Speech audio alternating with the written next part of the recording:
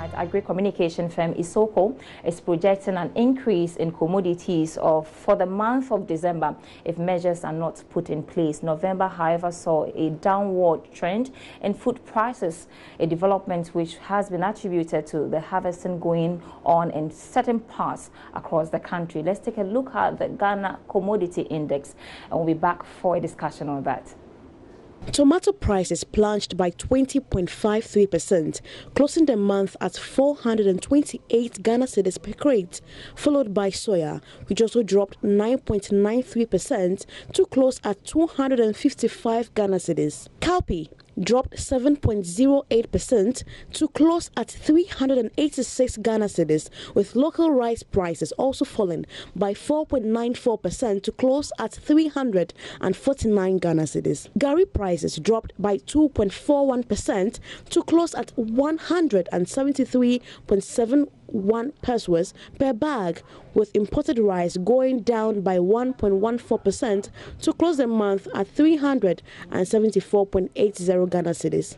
Cassava and millet prices both dropped less than 1% to close at 60 Ghana cedis and 263 Ghana cedis 43 pesos respectively. While prices of most commodities dropped, some also appreciated in prices. Ponayam prices gained 11.85% to close at 487 Ghana cedis, with granite prices going up by 9.23% to close at 478.57 Ghana cedis. The average price for the bag of maize gained 4.87% to close the month at 144.71%. The highest price of 180 Ghana cedis was recorded in Kumasi, with the lowest price of 110 recorded at Boku and Tamale. Esoko is, however, projecting increase in commodities for December if measures are not put in place. Okay, so in just a few weeks, we will be entering the festive season. However, how are you likely to buy most of your food items on the market for that feast, and where are you likely to get them for less and to save some cash? We've been joined by Francis, who is the manager, and let's do that again. Just sorry, content manager with Esoko Ghana. Thanks so much for your time.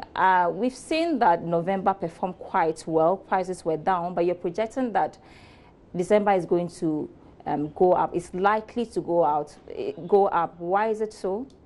Thank you. We realize that December is full of activities, especially the Christmas activities. Right.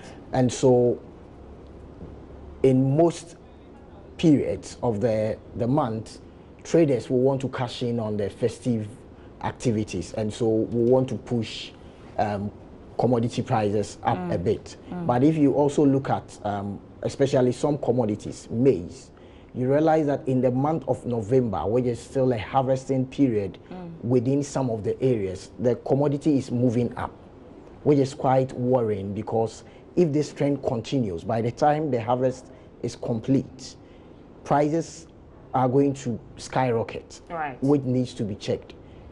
So that's the reason why, you know, that a lot of harvesting is quite ongoing. But why is it that it has to do with maize, tomatoes, and for the festive season, you know that tomato is quite a hot commodity. So how is that going to play out? So we always talk about maize because, I mean, about 90% of Ghanaians do take in maize, either at home or is used in the poultry industry. That is why maize is a commodity that always we talk about. Tomatoes is also something that is always within our meals. Either we take it raw or we... And it's perishable as well. Yes, so highly perishable. And so if you look at the production of tomatoes, you can produce a lot of tomatoes within a week. And if you don't have very good storage, or you are not able to sell, by the end of the week, you have a lot of them going bad. So that also accounts for the price behavior of tomatoes. And around this period, it's likely that traders are going to increase because of, one, their inability to store, and also because what we have within the country we may exhaust oil, and then we may have to rely on traders bringing some in from our neighboring All right. Okay, Francis, countries. I've been looking at your index for quite some time now, and it's clear that mostly when prices are going down, you get it less in the northern part of Ghana. Is it because of transportation to Accra, or most of the food items are produced in the northern part of Ghana? So there are commodities that are mainly produced within the northern part of the country.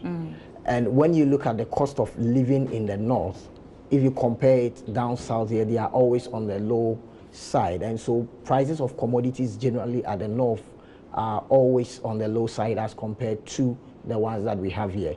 And because down south, a lot of commodities will have to be cut from the north here. And so adding transportation and all the other things that happens on the road, it gets here and then it becomes quite expensive. Thank you. It's a pleasure having you as always on Business Live. So now you know where to get that food item for your festive season, but that's how we wrap